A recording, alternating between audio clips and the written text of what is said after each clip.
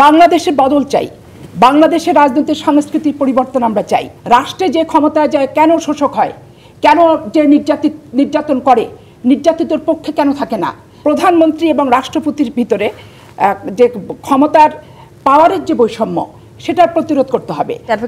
সিফা আশরাফি পাপিয়া, এই যে ৭১ এবং ২৪-এর গণঅভ্যুত্থান এক হতে পারে না, কিংবা গণপরিষদ নির্বাচন আগে হবে, জাতীয় নির্বাচন পরে হবে, কিংবা গণভোটের যে বিষয়, বিভিন্ন বিষয়ে আজকে অন্তত আমরা খুব সুস্পষ্টভাবে দেখতে পাচ্ছি আপনাদের সাথে নতুন যে রাজনৈতিক দল এনসিপি তাদের একটা দূরত্ব আছে। এবং মনিরা শারমিন যেটা আজকে বললেন যে কেউ আসলে এই ৭১ আর ২৪-এর গণঅভ্যুত্থান নিয়ে রাজনীতি করার চেষ্টা করছে, সেরকম কোনো ইঙ্গিত কি আসলে বিএনপি জায়গা থেকে আছে? মত পার্থক্য, রাজনৈতিক সংগঠন যার যার আদর্শ, যার যার নীতি, যার যার আইডিওলজি নিয়ে তৈরি হবে। এখানে যে কোনো বিষয় নিয়ে মত পার্থক্য তৈরি হতেই পারে। এটা নিয়ে দূরত্ব কিংবা খুব কাছাকাছি আসা এটার ব্যাপার এইভাবে আমি দেখছি না। এখানে ১৯৭১-এর মুক্তিযুদ্ধ হচ্ছে ভূখণ্ডের লড়াই, আমার সার্বভৌমত্ব আদায়ের লড়াই, এখানে আমার স্বাধিকারের লড়াই।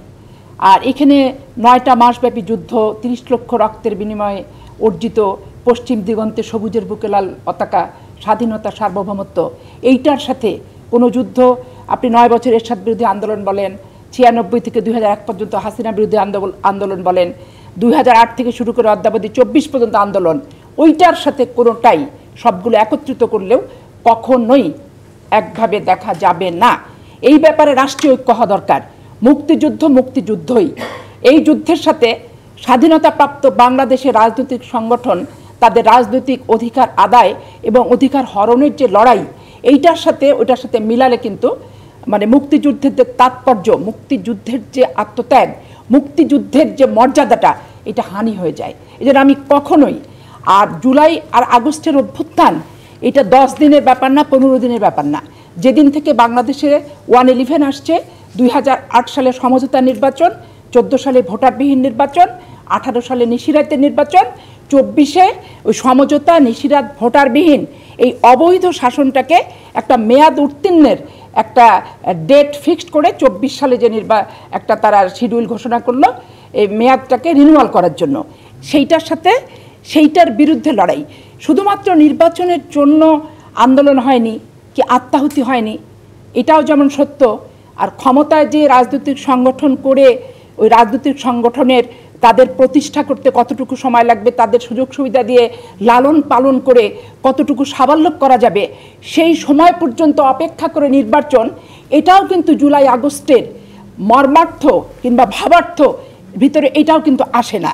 এখন আপনি হয়তো বলতে পারেন তাহলে এই যুদ্ধটা কিসের হলো? বাংলাদেশের বদল চাই, বাংলাদেশের রাজনৈতিক সংস্কৃতির পরিবর্তন আমরা চাই। বাংলাদেশের ক্ষমতায় একরকম থাকলে বিরোধী দল, এই যে ক্ষমতার ভারসাম্যহীনতা, এইটার পরিবর্তন আমরা চাই। আমি ব্যক্তিগতভাবে চাই প্রথমত, দ্বিতীয়ত এটা বললাম, তৃতীয়ত যে ব্যাপারটা, উৎসবে খুশি হবে নগদে বেশি, কারণ ঘন্টায় ঘন্টায় আছে গিফট জেতার সুযোগ।